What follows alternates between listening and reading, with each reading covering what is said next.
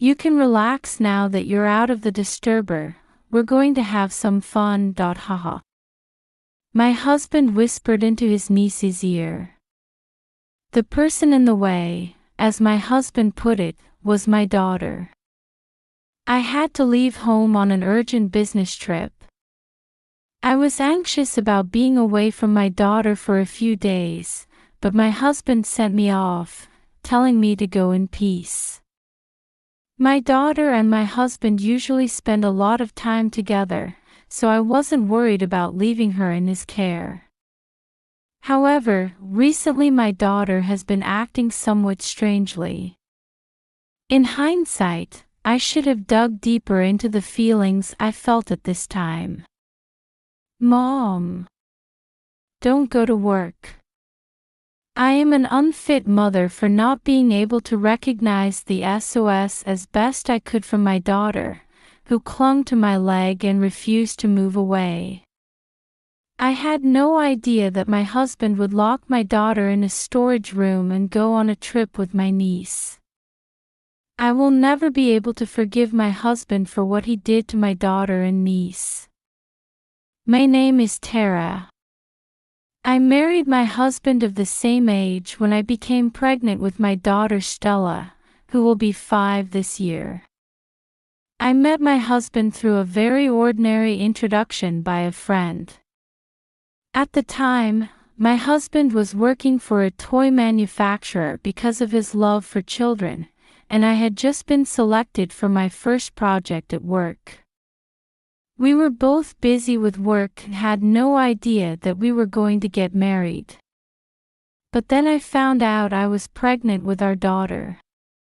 If I gave birth, I would have to take maternity leave and would be removed from the project I was working on.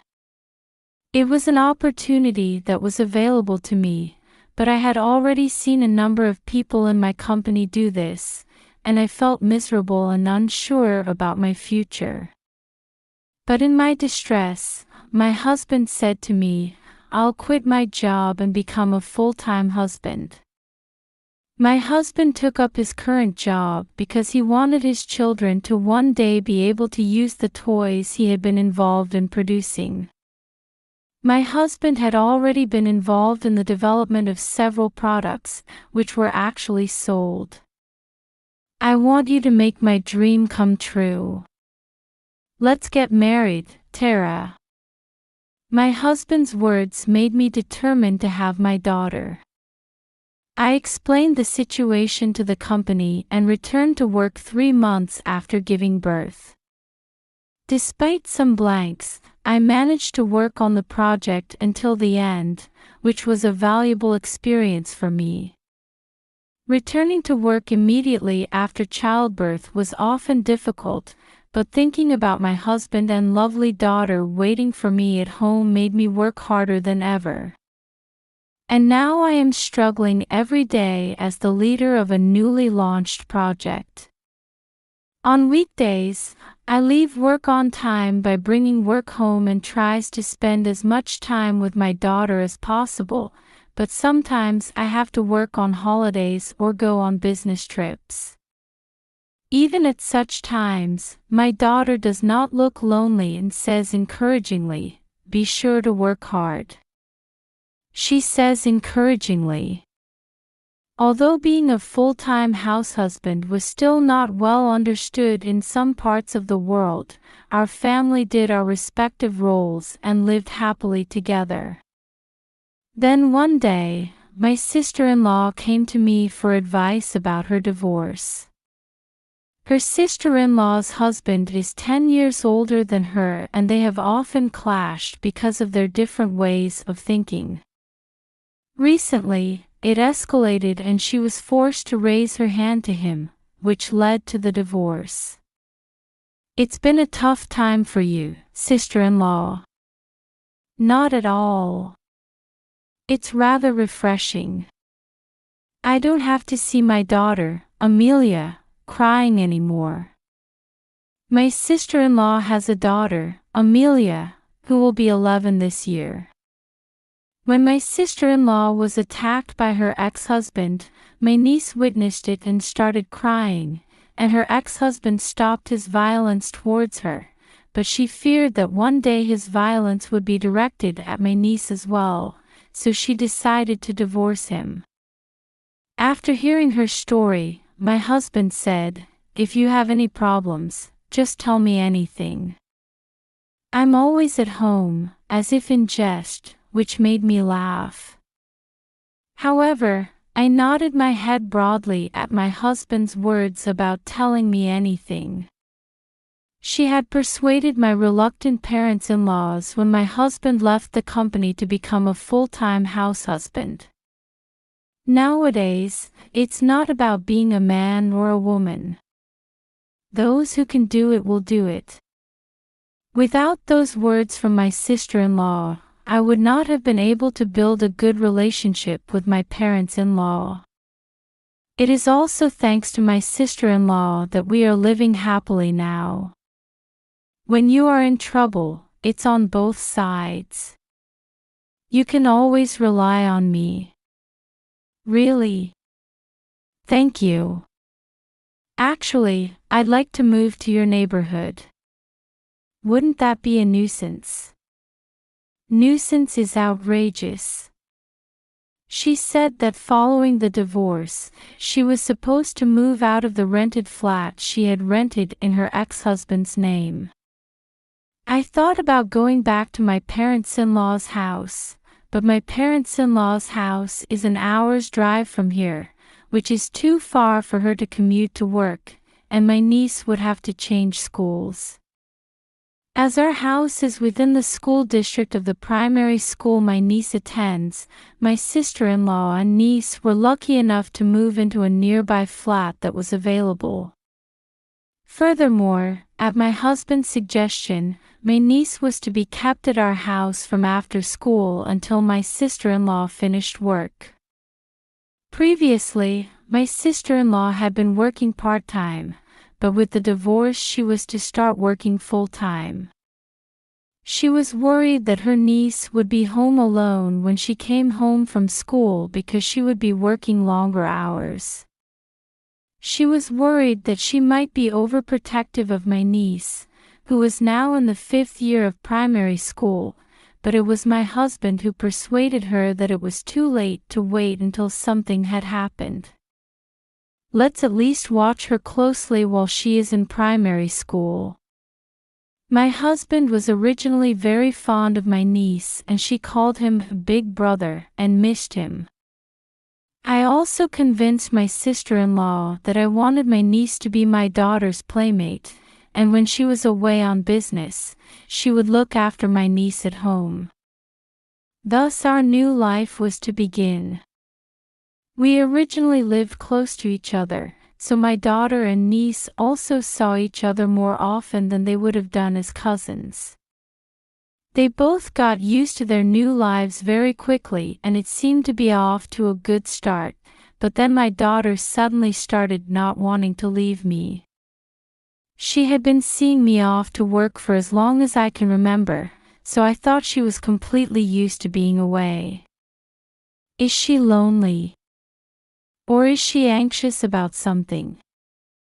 I was puzzled by my daughter's attitude, which I had never seen before. Mommy's just going to work. I'll be back at night. Despite my assurances, she clung to my legs and refused to leave. What's wrong? I asked her, but she just shook her head. Amelia's sister will be here in the evening, so you won't be lonely, will you? When I said this, she put more and more pressure on her hand that gripped my leg. Whenever I am unable to do anything about it, my husband gently pulls my daughter away from me. It's all right, go to work, Mom. Here, let's say goodbye to Mommy. When my husband said this, my daughter would reluctantly wave to me.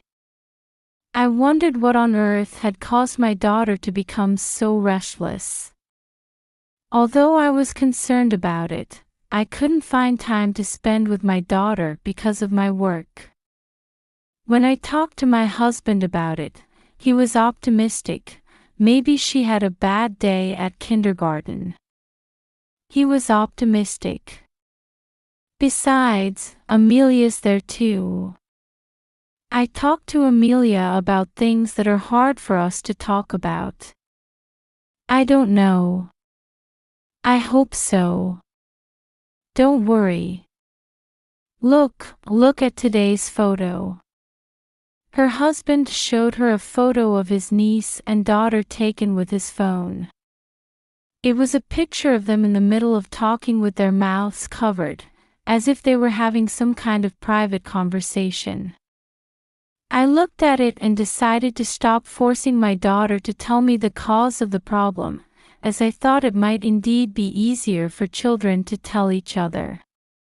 My niece adores my daughter, saying she is like a sister to her, and I am sure her attitude is only temporary. I'm almost done with work and then I'll get paid to spend time with my daughter. I told myself that. Soon after that, I had to go on a business trip. I had to leave home for 5 days because of a sudden business trip.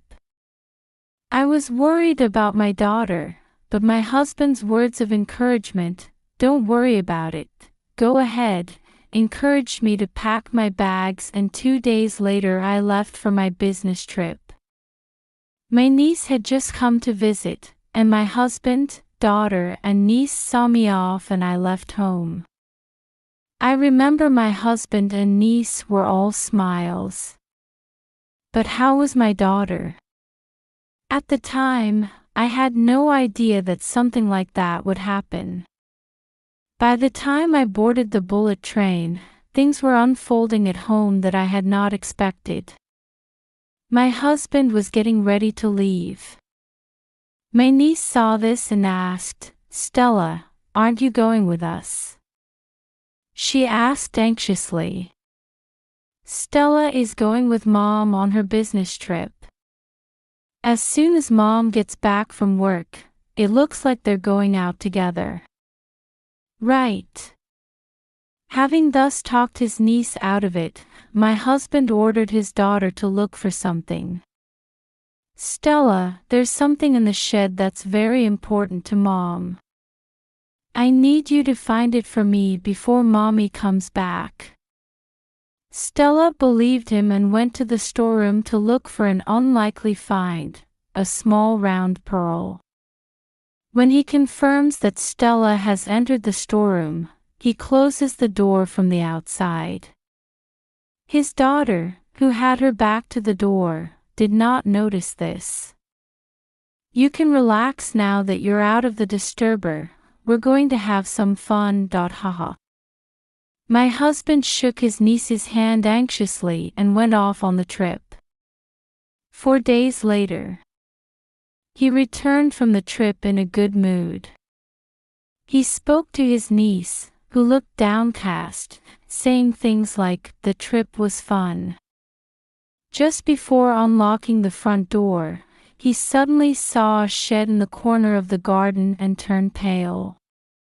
It was only then that he remembered that he had left his daughter behind. No way, they'd have come out long ago. I didn't lock the door. My niece, who was listening next to him, said, "No way, you left Stella there." She was so surprised that she started to run. Not hearing him try to stop her, she went to the shed and called his daughter's name. What he and she saw was a strange liquid oozing out of the storeroom. "What the hell is this? No way." Niece rushed to open the shed door, but he stopped her. "Stop. Don't look, Amelia." "What do you mean, don't look?" "No way, Stella is." My niece turned pale and blamed him. "Why did you leave her here? You said Stella was supposed to go with Tara on her business trip." Her niece's plaintive cries echoed in the area. My husband shuddered as my niece accused him of doing this, saying, "What a thing I've done." So finally, I approached my husband from behind. "Where have you been?" My voice was so cold that I was horrified. I didn't know that I could be so angry that I could make such a sound. It was the same for my daughter standing next to me. Even as a child, she looked at my husband accusingly. Fearfully, my husband turned around to find me and my daughter, and froze as if frozen. "Tara, Stella." Contrary to my husband's surprise, my niece found my daughter and hugged her, crying, "Thank God, Stella. You're safe." As my niece hugged her, she took her gaze off my husband and hugged her back, as if to confirm that my niece was safe. How much have these children been pushed around by my husband? I stood there, protecting my daughter and niece from my husband. But my husband deliberately muttered to my daughter, "Thank God you are safe." "Glad you're safe. You left her yourself, what are you saying now?" "Stella said she'd be better off with Mom." "And why is Tara here? What happened to your business trip? You were supposed to come back tomorrow." "Heh. So you're planning to be back home before I get back? I can't believe you can think like that. Maybe this is how you usually leave my daughter behind." My husband fell silent at my words. That is the best affirmation of all. I've heard the story from Stella. Amelia will tell me her story too. I turned to my niece, who was hugging my daughter, and she looked firmly back into my eyes as if she had made up her mind and nodded. It was by chance that I was able to rescue my daughter in this way. I shudder to think what would have happened if the date of my business trip had not been changed. On the day I left for my business trip, I did indeed board the bullet train. However, I got a call that my business trip had suddenly changed and I had to get off the train and come back. Thanks to the business trip being cancelled, I was able to go straight home and arrive home earlier than my usual return time. Finally, I could talk to my daughter. I took a taxi from the station and rushed home. As I got out of the taxi and was on my way to the front door, I heard my daughter's voice. "Mom." I heard my daughter's voice. I thought she had found me and ran to me, but to my surprise, I looked downwards.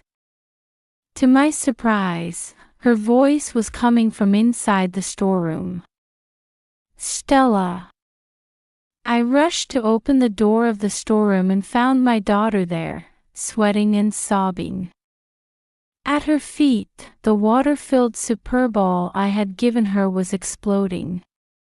This was a toy my husband had been involved in developing when he was still working for a toy manufacturer.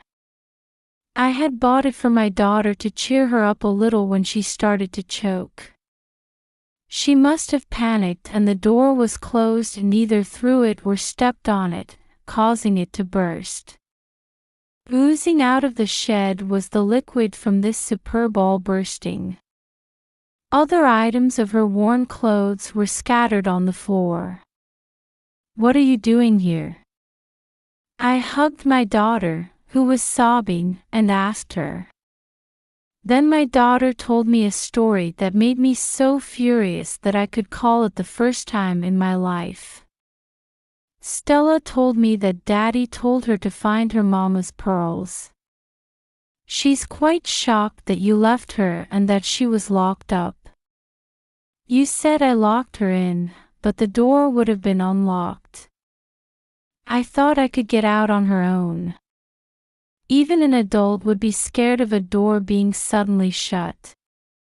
You could have panicked and not been able to open it. Besides, I heard about the usual things. And I finally found out why Stella started to gag. He must have noticed the cause anyway.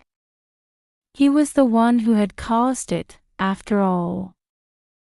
Since he started taking care of my niece at home, he has been loving her only. My daughter began to feel lonely because he neglected her and tried to give his undivided attention to my niece. But she could only complain in that way because of my busy schedule. Besides, my daughter apparently knew that my niece was troubled by his attitude. The photo of the two of them having a private conversation must have been taken when they were talking about it.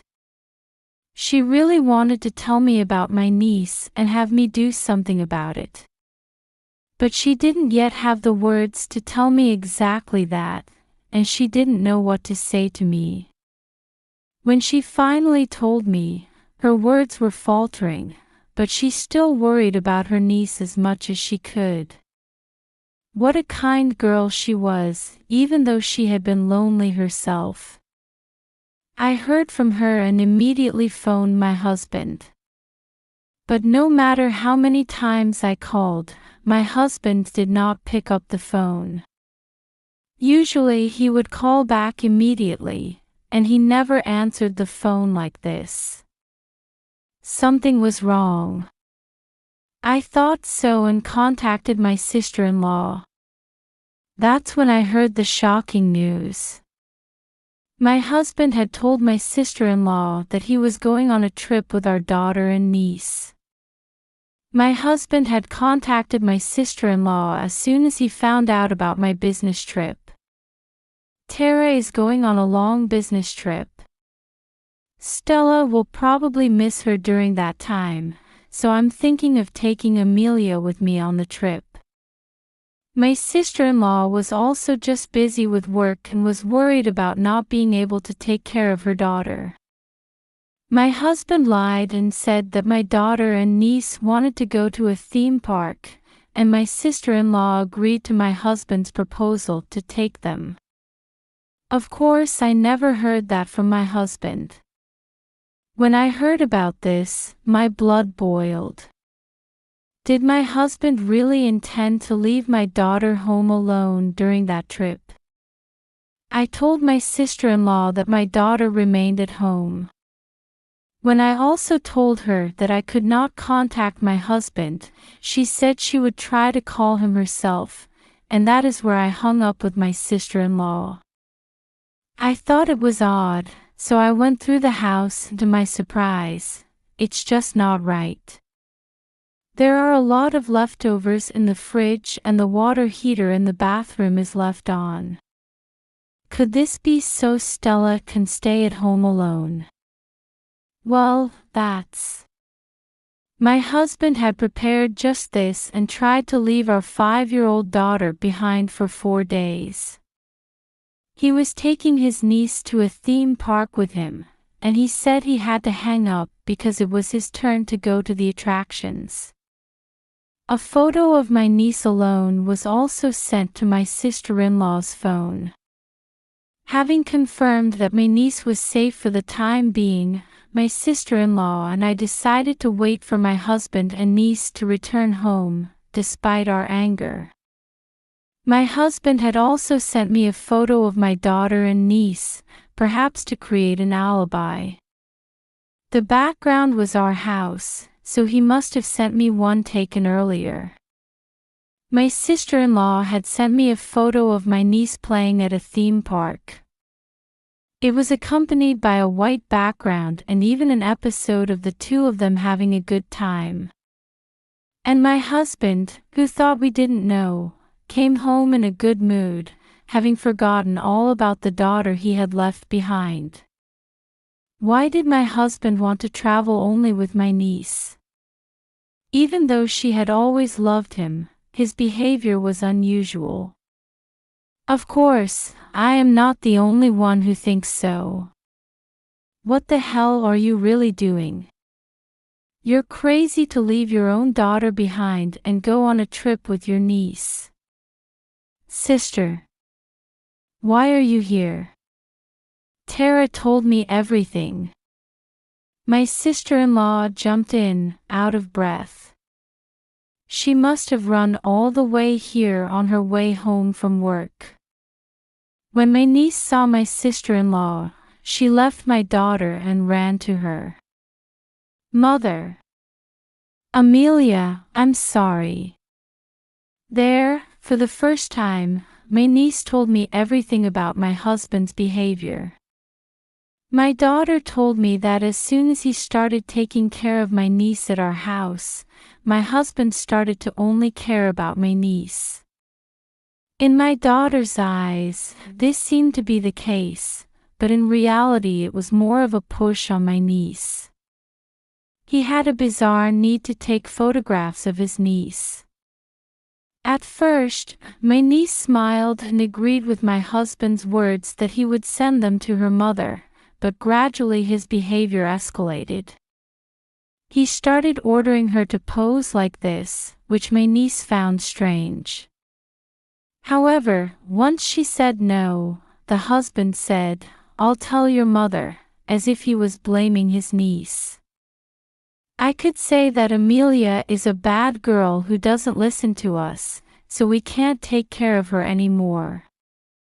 I'm sure your mother would be annoyed if I did that. My niece's desire not to annoy her mother was taken against her wishes, and my husband continued to take photographs of her.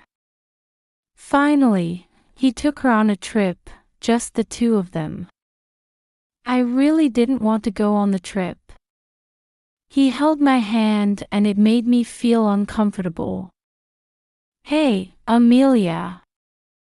I don't think so. You used to be happy about it, too. You used to ask me to hold you yourself.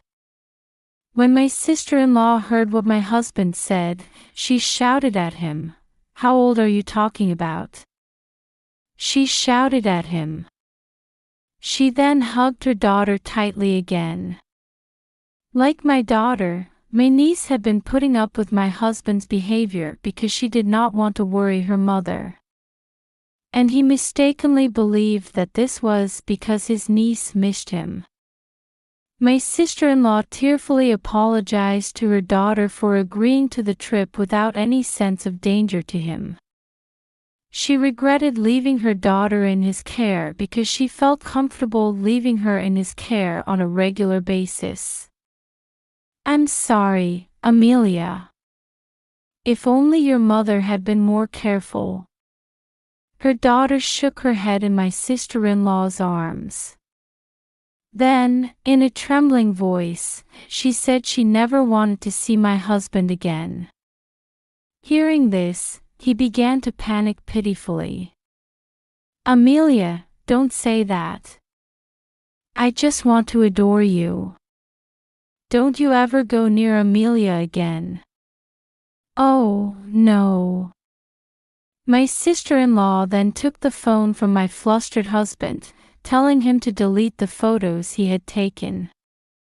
But when she looked at the folder of photos on his phone, my sister-in-law was speechless. There was an unusual amount of photos of her daughter stored there. Her daughter had an expression that barely looked like a smile, but was apparently frightened. On reflection, all the photographs my husband had sent my sister-in-law were of her daughter without her looking at the camera. My husband must have noticed the change in his niece's expression. So he sent her only things whose expressions were unknown.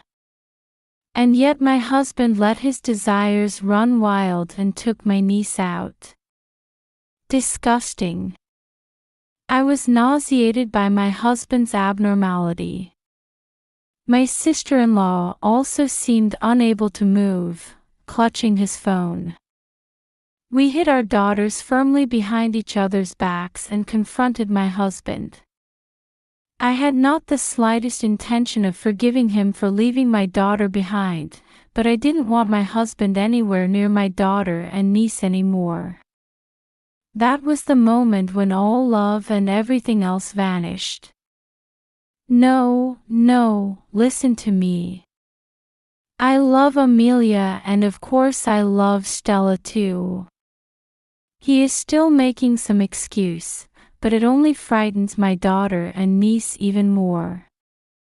I confronted my husband with the divorce papers I had prepared during his trip, took the luggage I had packed and left the house with my daughter. I did not want to breathe the same air as him for even a second.